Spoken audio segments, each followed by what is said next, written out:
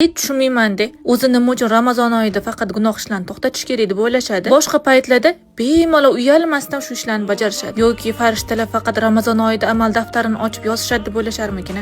Ramazonning 30 kunlik barakasi challengeimizning 7-kunida ro'zasi qabul bo'lmaydigan 3 toifa odamlar haqida gaplashamiz va albatta bonusiga iftorlik va saharlik uchun hech qayerda ko'rmagan mazali taom retsepti. To'liq retsept har doimgidek opisiyaniyada yozib qoldiraman. Kotletlar qo'rilayotgani yorilib ketmasligi uchun go'sht yaxshilab pishitib olish kerak. Ana o'shanda yorilmaydi. Kotletlarni xuddi shu shaklda chiroyli qilib hammasini bir xil qilib yasab olamiz. Kotletlar usti kuyib ketmasligi uchun siri nimada bilasizlarmi?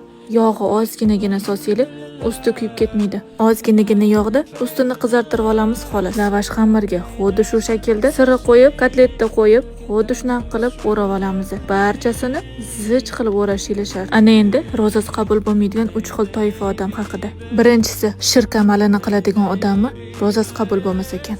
Ozgina suvga ozgina tomat, ozgina yog' aralashtirib, chiroyli qilib ustiga surib, oldindan qizitilgan 180 gradusli duxovkaga tepapasi bilan yoqilgan albatta 25 minutga qo'yib pishirib olamiz. Aytgancha, ikkinchisi, aka-uka, opa-singil, qo'ni-qo'shni va yaqinlari orasida muomalani uzib qo'ygan insonni ham ro'zasi qabul bo'lmas ekan. Uchinchisi, gina saqlaydigan odamni ham ro'zasi qabul bo'lmas ekan.